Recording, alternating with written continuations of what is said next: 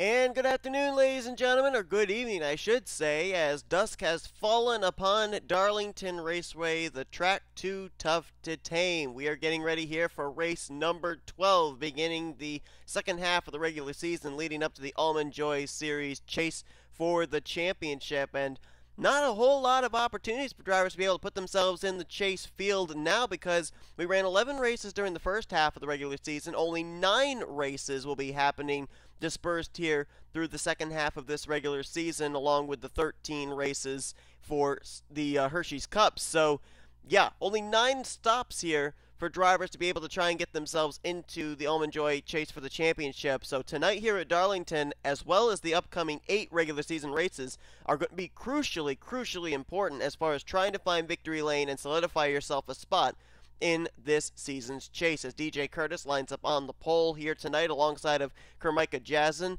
Those two drivers have yet to find victory lane this season. They've been close a number of times, but haven't quite yet been able to close the deal. William Brock also trying to find victory lane for the first time this season, lines up third. Ben Watson took the checkered flag back at Bristol Dirt, so right now he's in a good spot of being able to make it into the chase, but a second win certainly wouldn't hurt things at all. And then you got the third row, a couple of other drivers who have yet to find victory lane this season. That includes T Markel and Grayson Acevedo. So we'll be keeping our eyes during the course of this race on the drivers here that have won, drivers that have not won. It'll be 19 laps of racing here tonight at Darlington, and it's time to get them rolling off here tonight behind the Chevy Corvette pace car. If you want to see the starting lineup, it is down in the description below.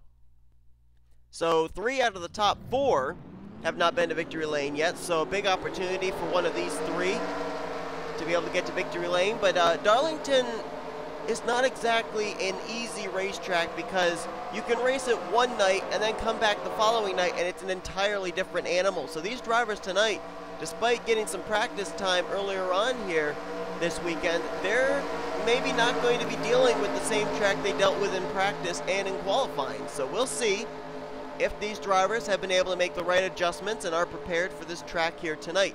Track position usually a big factor, and especially tonight where pit stops will more than likely not come into play. You got to fight for every position possible here on the racetrack. Of course, you can maybe use potentiality of a caution coming out to be able to gain track position, but then again, you never know. We may go green to the end.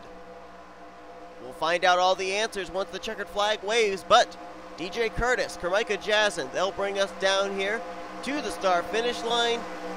And race number 12 of the season of the Almond Joy Series at Darlington is green. Kurtis gets a nice jump there, easily clears K Jazzin going into 1. Jazzin was lucky to be able to tuck down in front of Benny Watson to hold on to second, but J Kurtis timing that perfectly and easily by almost a car length out to commanding lead. Got the good battle going on back there for a second. Let's follow that. Jazzin, Watson, and Acevedo. T Markel now becoming a part of that as well. That's second, third, fourth, and fifth, all going on behind the current race leader, J Kurtis. As see K Shearer back there, almost was stuck in the middle 3 wide, but he managed to make his way down to the inside line. It looks like Jazzin now will shake third place Benny Watson, and now Jazzin will move firmly into the runner-up spot. Now the battle is 3-way on for the third position between Watson, Acevedo, and Markel. A Stoudimere Jr. back there, Nick Johnson back there. They currently run in 6th and 7th, as we'll bring up your ticker here. Lap 3 on the board. 2 laps officially completed, and look at this, the battle for second, it came back as Watson and Acevedo reeled Jazzin back in, and they may try to go for second and third down here into turn 3. No, instead, they'll run behind the 7 car. Keep in mind, the 7 and the 5, they're teammates out of Junior Motorsports, so you got to wonder if they'll work together. Also, the 88 back there of A Stoudimere Jr. in 6th place. So a number of the Junior Motorsports cars up here inside of the top 10. It's all going on behind J Kurtis, who last time by was just about a half second ahead of second place K Jazzin. But the draft could also come into play here. If these 4 remain single file and try turning fast enough lap times, they may be able to reel J Kurtis in and make it a 5-man fight for the race lead. Jazzin really good off of 4. Again, opens a little bit of distance between himself and Benny Watson. That time at the line, DJ Kurtis did open his race lead by just a little bit, and there were some skid marks over in the turn 2 area, right between turns 1 and 2, and no caution. Looks like it was K Tsang that was a part of that. Possibly J Lopes getting a piece of whatever that was. The car he's racing beside is Eric Hayden, or I'm sorry, not Eric Hayden, Mitchell Carter, I should say, in the 52. Can't tell, there might be some right side damage on Carter's machine. The 51's got some left side damage. K Tsang's got damage on, looked like the left side. But apparently it wasn't enough to warrant a caution. So it looks like at least 3 cars were involved in something over in the middle of 1 and 2. Lopes, Carter, and Tsang. But we are still green. According to NNSCRA officials, not feeling that warranted a yellow flag. And you can see right here, right there is the skid marks. Don't know what might have caused that. If it was a driver sliding up into another driver or what, it looks like that might have been the case, but regardless, I'm certain that DJ Kurtis is glad that they didn't throw a caution flag, because right now he's got a pretty good lead. However, that lead's been eaten into last couple of laps by K Jazzin. Last time by 0.3 of a second separation. This time by, stays about status quo, cut it down by about another 100th to Jazzin. DJ Kurtis, the last time I can remember him really being the closest to potentially picking up a victory was back at Tula, the road course. Like he was on good strategy to maybe be a factor in that, but in the end it was Nick Johnson who found victory lane at that road course. DJ Kurtis still looking for his first win of the season. Not that he hasn't been in the conversation other times this season, just he's been getting good, consistent finishes, but as we all know, usually in this kind of chase format that we're going to be having, wins are very important to lock yourself up a spot as early as possible in the chase for the championship. So far, only one driver is completely worry-free in that respect, provided he can stay inside the top 30 in points, and that's M Daleo, who won the first 2 races of the season at Daytona and Rockingham, UK. Aside from that, everybody else only has 1 win that's found victory lane so far this season. As DJ Kurtis continues to show the way, let's jump back here to a good battle going on from 6th on back. That's where you find A Stoudimere Jr., Nick Johnson, our Tula race winner, and there's K Shearer as well in the 14. K Shearer, last couple of weeks that we've run Almond Joy, really, his finishes have really tapered off, and he has fallen like a rock in the point standings. So nice to see him back up inside the top 10. One of our former race winners from Infineon is actually up here inside the top 10 as well, J Romero. Remember, he is trying to get himself inside and trying to stay inside the top 30 in the point stands to have his win count towards a chase spot. Step in the right direction here as he's currently running in the 9th position, just ahead of our winner from, yeah, where was it? Was it Dover? Seems like I remember Richard Johnson winning a race this season. Maybe I'm wrong. It's been a while since I've done some Almond Joy recording, so it's actually a little bit difficult for me to remember a lot of the race winners. I remember most of them, but not all of them.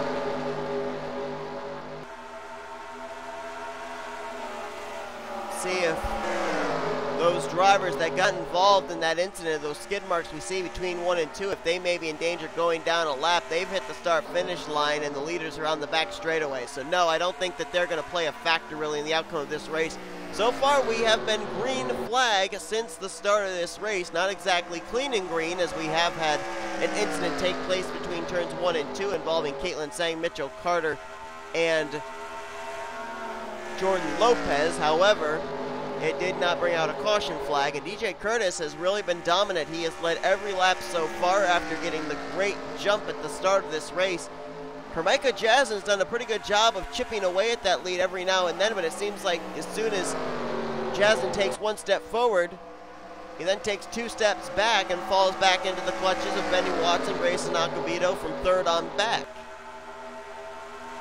Right now, I guess passing very difficult. Not really anybody from 2nd all the way back to at least 10th, even as far back as it looked like 15th, 16th place is stepping out of line trying to pass for position. Might mean the outside line gets a much better run into the corners, and nobody wants to duck to the inside line for fear of getting freight trained.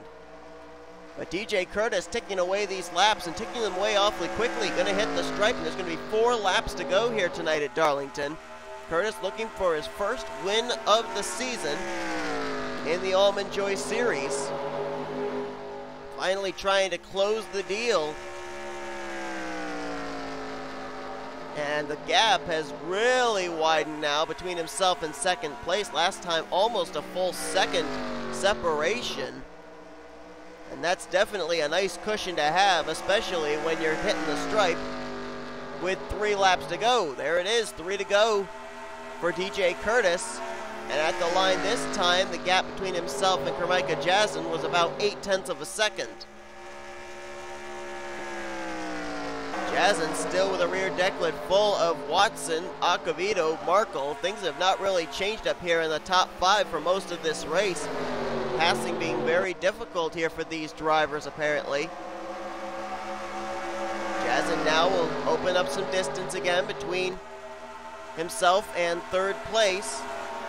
Trying to set his sights on DJ Kurtis, but Kurtis still with about 0.8 of a second advantage.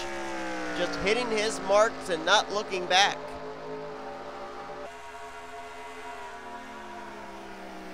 Through turns 3 and 4, DJ Kurtis will see the white flag displayed over his white-tail Menard Chevrolet. White flag in the air, almost a full second in hand over second place. DJ Kurtis just got to do what he's done for the last 18 circuits. Just hit his marks, don't make any mistakes, and he will be home free. And DJ Kurtis will be going coast to coast, pole to win, and leading all 19 laps in between. Out of turn 4 for the final time. Tonight's Almond Joy Series race from Darlington will go to DJ Kurtis. Checkered flag waves. And DJ Kurtis, the consistency finally in the end pays off. He finally closes the deal and will go to victory lane for the first time here in the Almond Joy Series, and may have just locked himself up a spot in this season's first Almond Joy Series chase for the championship. K Jazzin will get second. Benny Watson comes home third. Fourth place for Acevedo. Fifth place for Markel. That was pretty much the way they were after lap 1. And not much changed in those 19 laps. A Stoudimere Jr. fought his way up to 6th, 7th for Nick Johnson. K Shearer fought his way up to a top 10 and 8th. Romero gets 9th. And Richard Johnson will finish out in the top 10. And it's Cody Smart, Jeremy Jones, Seth Cole, Eric Heiden, and Chris Dollerton gets 15th. Brooke Allen 16th. N Guenther comes home 17th. 18th place is going to be Davey Johnson, William Brock in 19th, and Zachariah Hall finishes in 20th. Here's the rest to look of your finishing results. Matthew Daleo there in 21st. We look at some of the other former race winners this season. Got to go down quite a ways before you find somebody else. Let's see, got to go all the way down, still going down. So I'm trying to look and see if there are any other former race winners. Doesn't look like it.